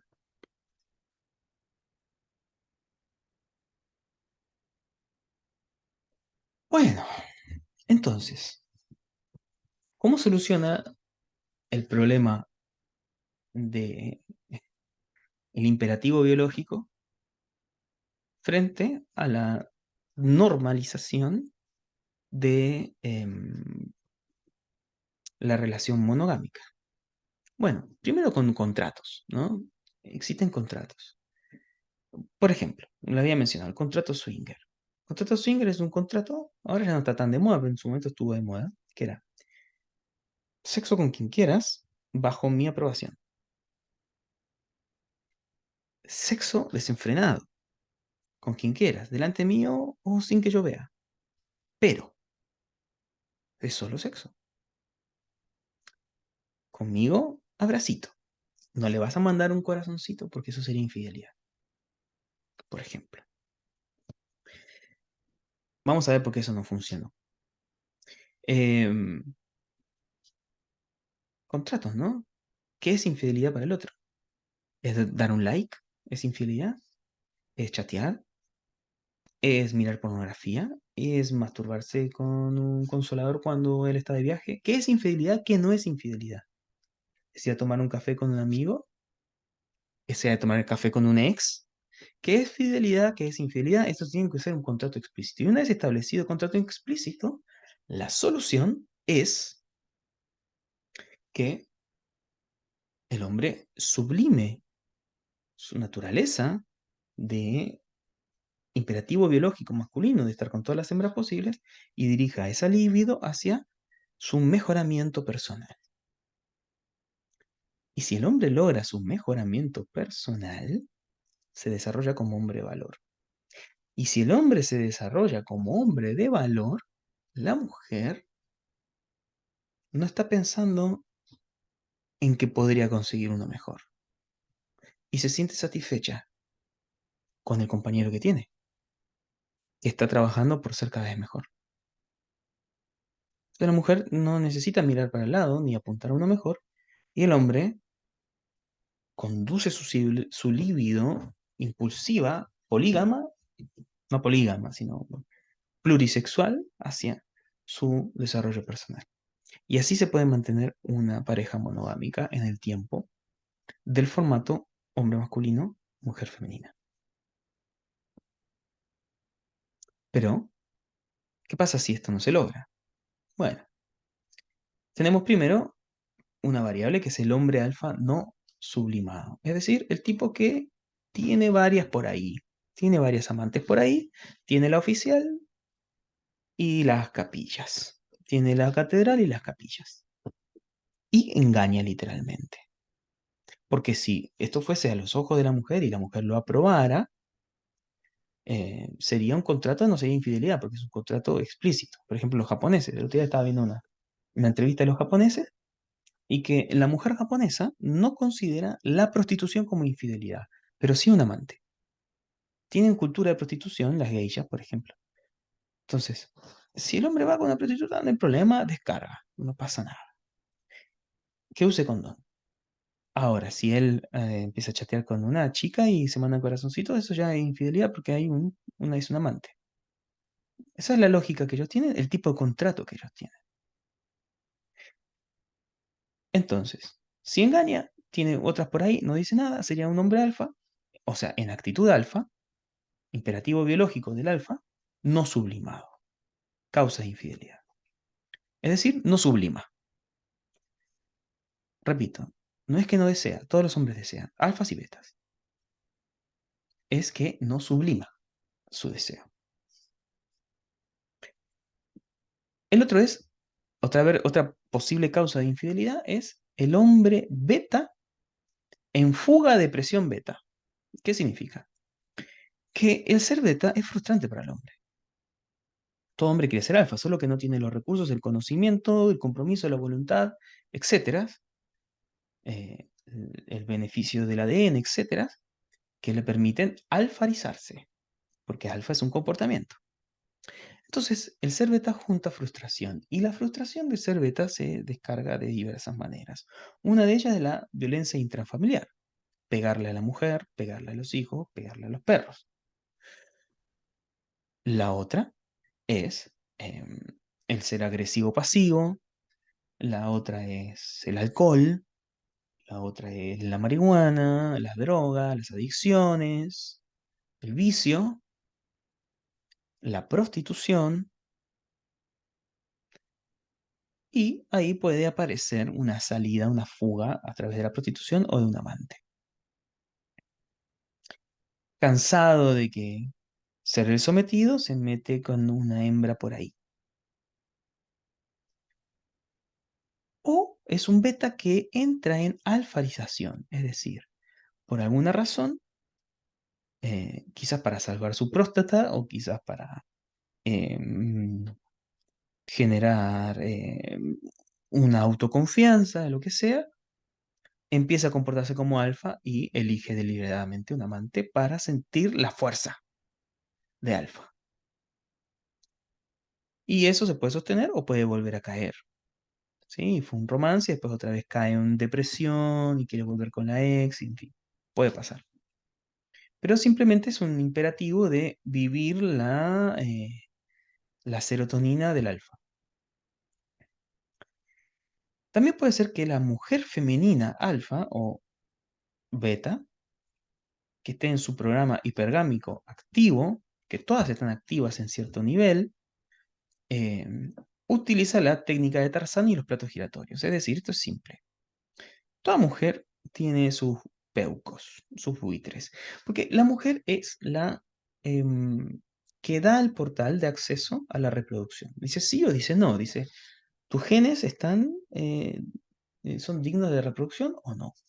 Y el hombre va y busca, si no es acá, es allá, es allá, es allá. Bien, entonces, como ella es la que dice sí o no, la mayoría, casi todas, tienen ahí unos pretendientes, unas órbitas cercanas, órbitas lejanas, pero basta que se sepa que anda soltera o que den señales de disponibilidad para que alguno llegue.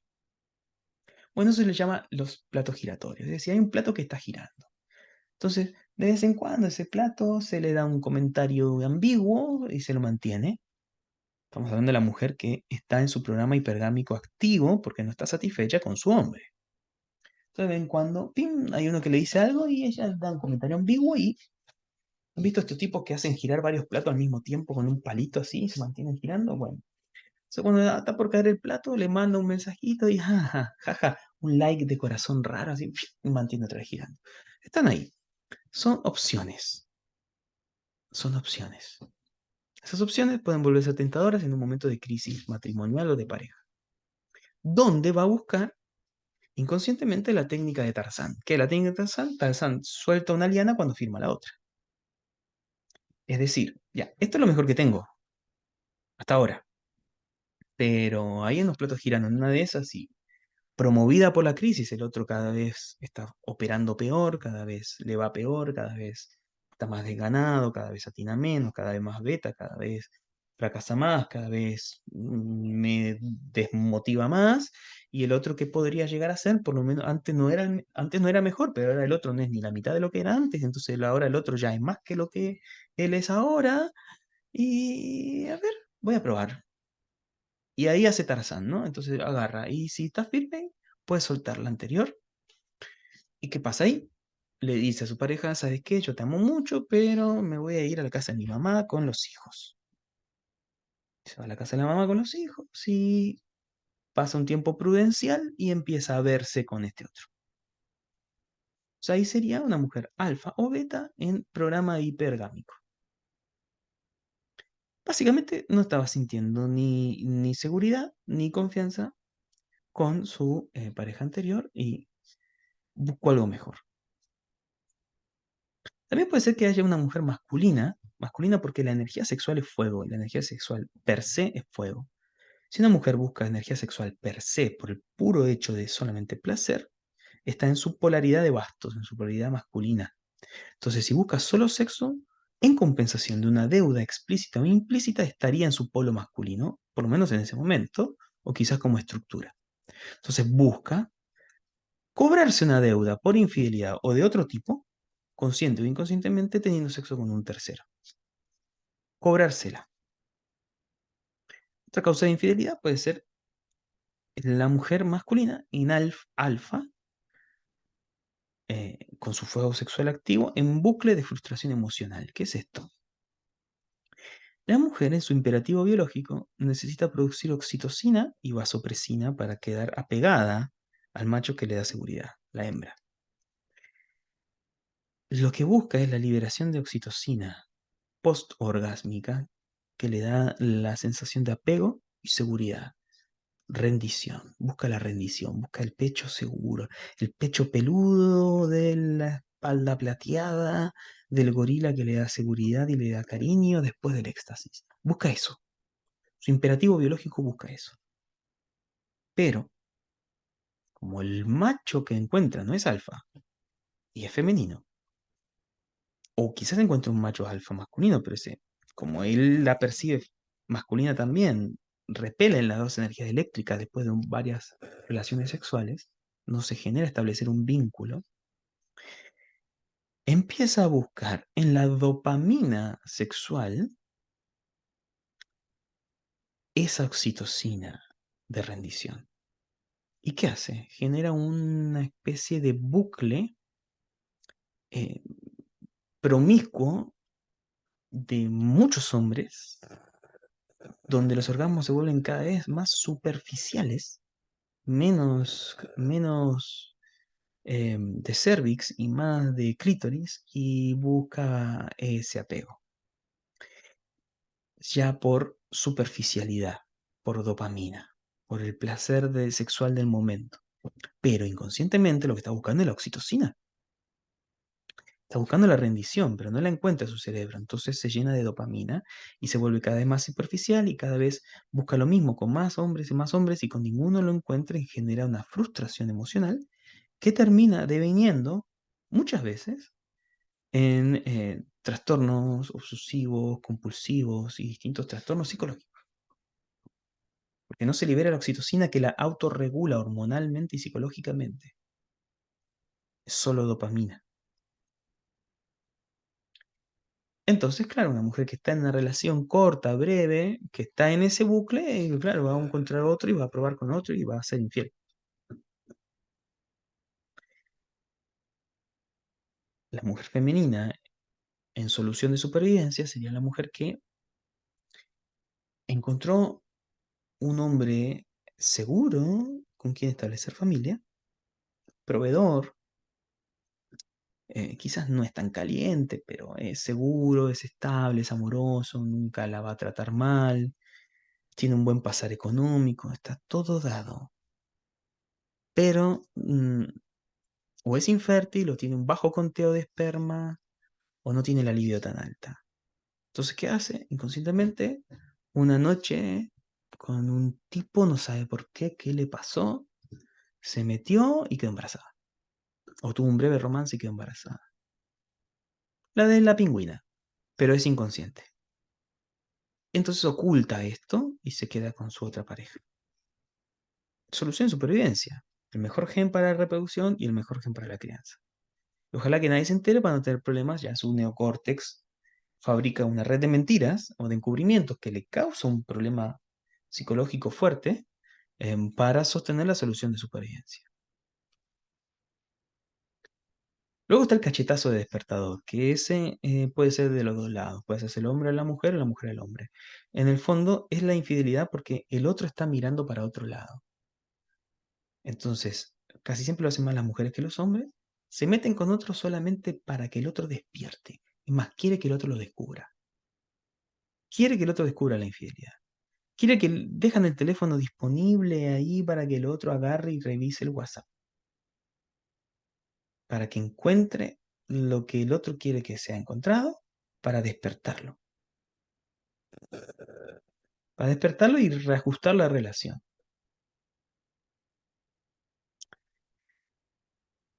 Luego hay ya tríos sistémicos, que es, ya proviene del árbol, proviene de aquí, y tiene que ver ya con el nudo de origen familiar, ¿no? Donde mamá y papá se separaron y a quién quieres más, a tu mamá o a tu papá, si estoy bien con mamá, traiciono a mi papá, si estoy bien con mi papá, traiciono a mi mamá.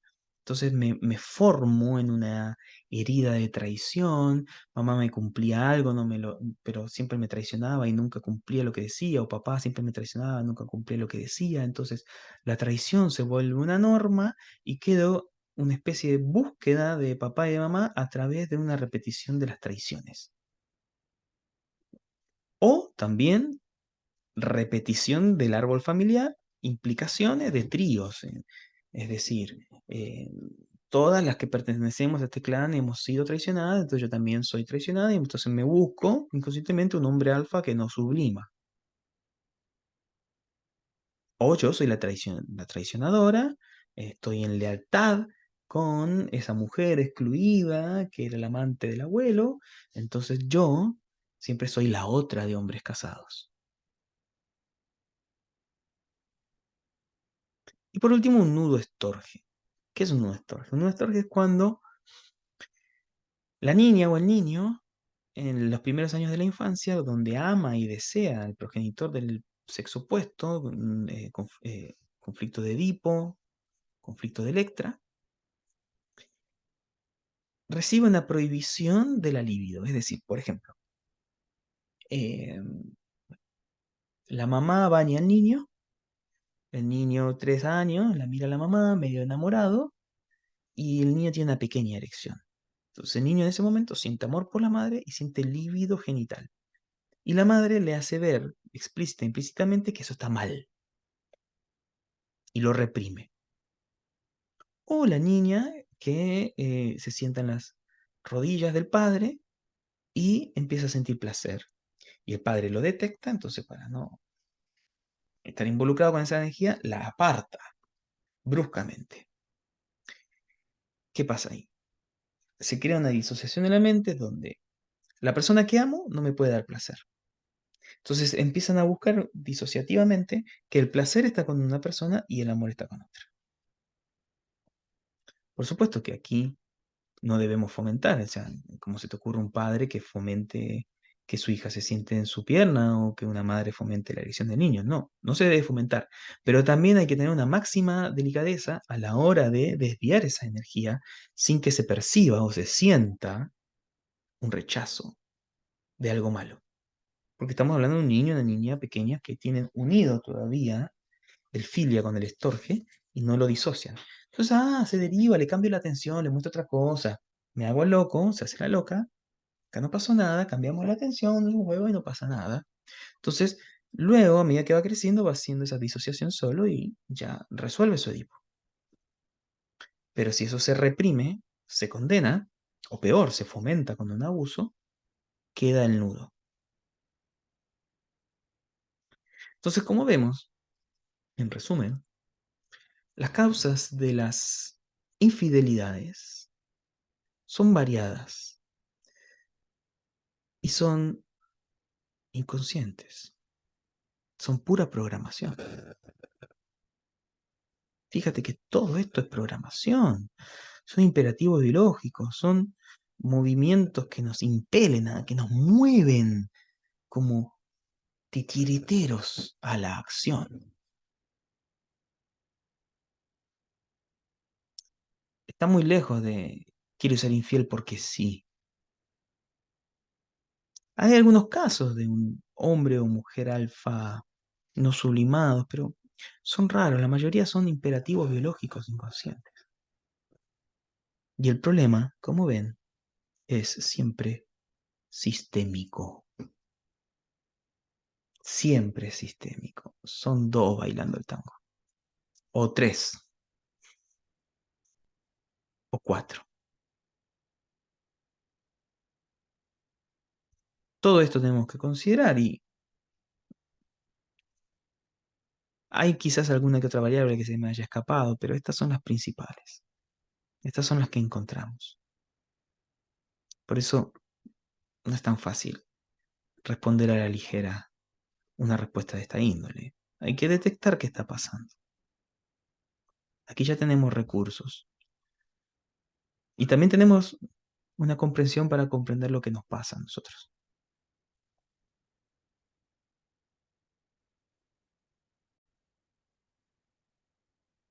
Muy bien. Entonces, en síntesis, según Arnaud de Chardin, discípulo de un Swami, Prajanampat, habla mucho de la pareja.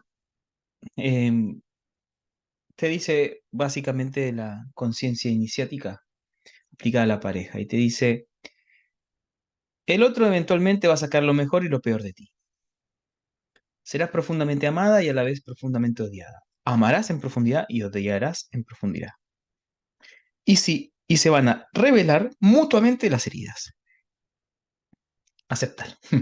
Asúmelo. Es inevitable. Pero, ¿qué haces? Lo usas para evolucionar. La mujer es perfecta para hacer que el hombre tome conciencia de sí mismo. Y es tan cruel como la madre naturaleza. Ella quiere tu mejor versión o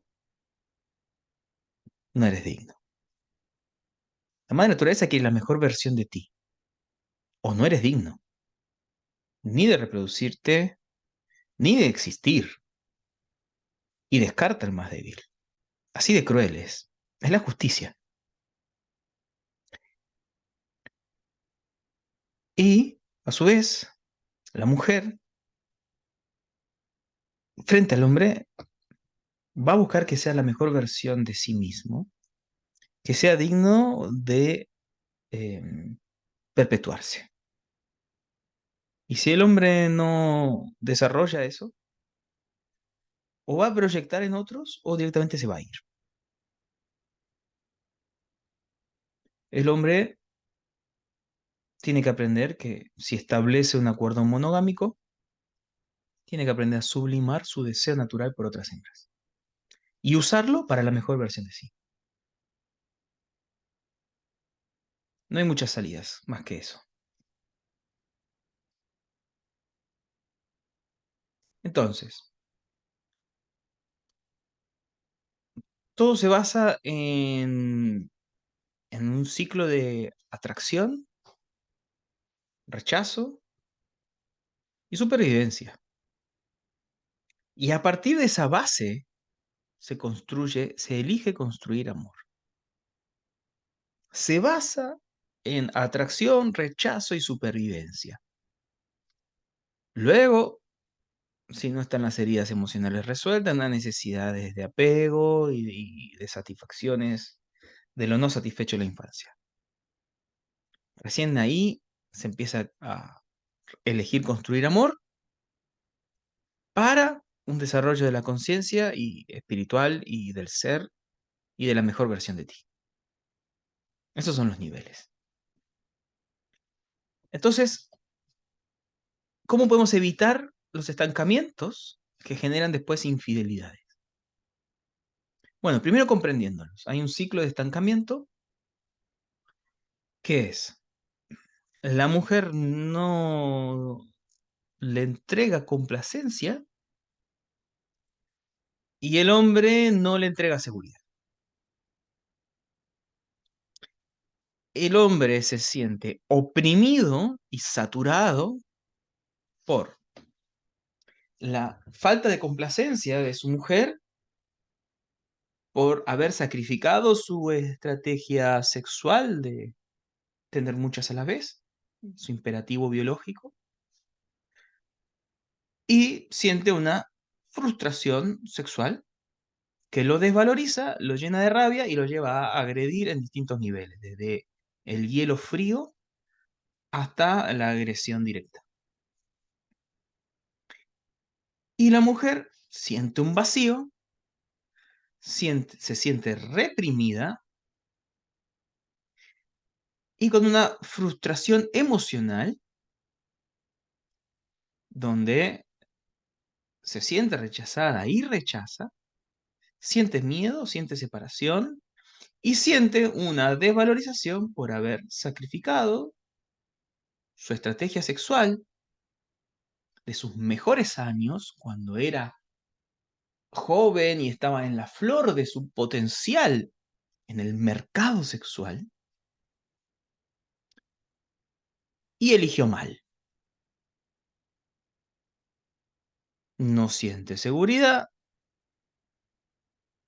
no accede él a su corazón, lo ve difuso, lo ve sin dirección, no le sube la libido. Por lo tanto, no hay complacencia y hay frustración sexual, y al haber frustración sexual, hay desconexión. Se irrita con ella, no la entiende, se desconecta y menos tiene ganas de hablar, y menos tiene ganas de comprenderla, y menos tiene ganas de satisfacer las demandas de ella. Como por ejemplo, desde hablemos de lo que está pasando hasta hace un mes que no limpias la cochera. No sé. Todo eso. Entonces se genera un ciclo de estancamiento que se va aumentando, y si sublima inconscientemente, descarga quizás con pornografía, o no sublima, ya se va directamente a prostitución, o busca un amante si puede conseguirla, o ella empieza a considerar los platos que están girando ahí, empieza a mirar muchas series, a proyectar en galanes, en historias de amor, y el estancamiento, nadie sale si no es con voluntad, porque el estancamiento es como un pantano y no sales del pantano si no es con una voluntad decidida. ¿Quién tiene que poner el movimiento acá? El hombre.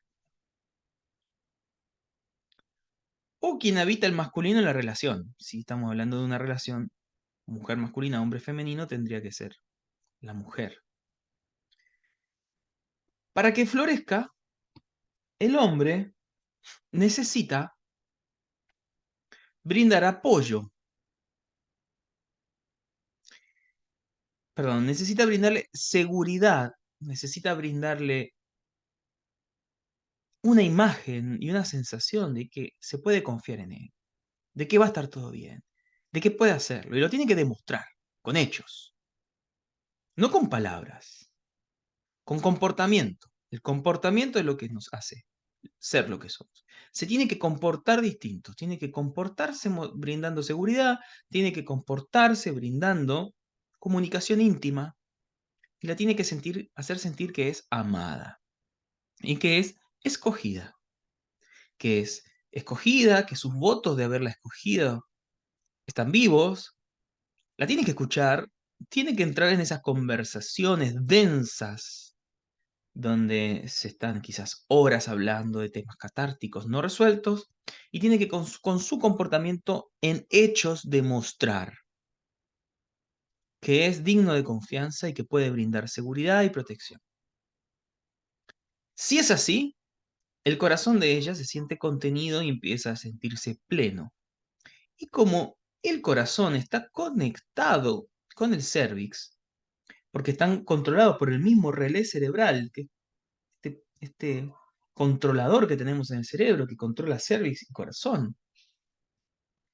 Si a ella se le abre el corazón, se le activa la sexualidad. Entonces, al activársele la sexualidad, se pone más complaciente y le hace las cositas que a él le gusta, accede al encuentro sexual, empieza a decir más veces que sí, se muestra disponible, lo busca. Ella ama desearlo así y quiere conservar y hacer crecer este amor que conoce.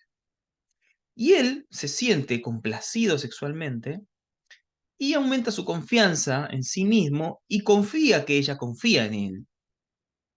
Y confía que ella lo apoya incondicionalmente y que si él dice vamos para allá, ella va con él. Se siente seguro, aumenta su valor y le da más ganas de escucharla, más ganas de comprenderla, más ganas de descubrir ese lenguaje analógico, simbólico, contradictorio que muchas veces propone lo femenino y estimula descubrir lo desconocido en la relación con ella, en ese misterio que es el océano profundo del corazón femenino. Y esa comprensión que él genera hace que ella aumente su libido. Y eso es un ciclo de florecimiento que nuevamente, por mucho que se quejen los woques y que dicen, no, todo es de a dos, no. Le corresponde al masculino mantener el jardín. El jardín florece por su naturaleza. El jardinero no tiene el poder de hacer que la flor sea rosa o blanca. El jardinero puede regarla y darle calor, y la flor sola hace lo que tiene que hacer. La flor sola es lo que tiene que ser. La flor sola expresa su potencial. El jardinero lo que hace es cuidar diariamente la luz, el calor y el agua que la flor necesita. Y la flor alcanza su potencial. Entonces, para sacar al carro atrapado en el pantano, es el masculino el que tiene que empujar la carreta y jalar con sogas.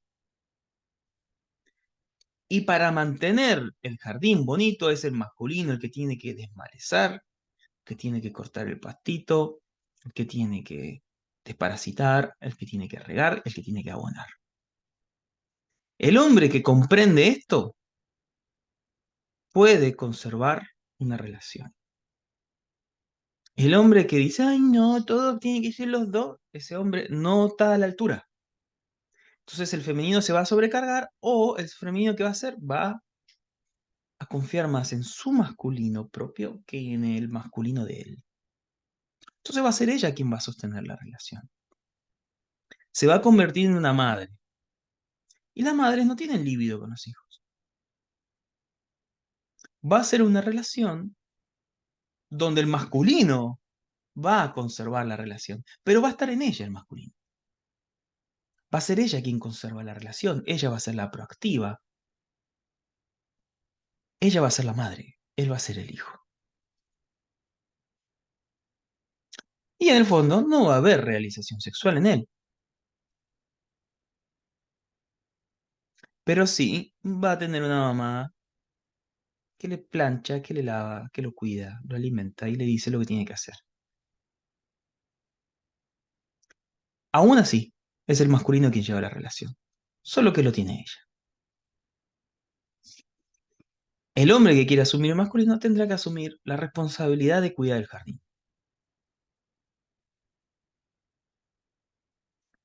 Bien,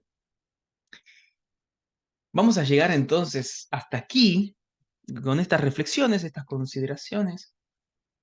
Tomen lo que les sea útil, Pero fíjese que si descartan alguna idea, fíjese desde dónde la descartan. Si la descartan desde una lógica, desde otra teoría, desde otra visión, desde otra comprensión, o si la están descartando desde la herida de la historia personal. Si la descartan desde la herida de la historia personal, no la descarten. Déjenla ahí, que trabaje y que haga la comprensión que tiene que hacer. A mí me costó muchísimo aceptar estas cosas, pero porque también me autoengañaba en muchas cosas. Pero en el momento en que yo lo pude aceptar y pude asumir lo que realmente son las cosas, eso me propulsó a una mejor versión de mí mismo y una mejor comprensión del universo complejo que es de la pareja, del tremendo daño que se hizo en nuestras mentes a través del imaginario popular, tanto religioso, tanto de Disney, como ahora en su opuesto, la cultura woke, y, y despejando toda esa paja mental, volviendo a encontrar las bases de cómo funcionan las cosas, podemos ajustarlo al modelo iniciático para desarrollar una mejor versión de cada uno y en este sistema que es el 2 poder crear algo duradero en tiempos de mecha corta. Muy bien. Hasta aquí entonces, y me imagino que deben tener muchísimas dudas. Preguntas, comentarios, afirmaciones. Háganla por WhatsApp y la vamos resolviendo ahí en nuestro curso. Nos vemos la próxima. Muchas gracias por su atención.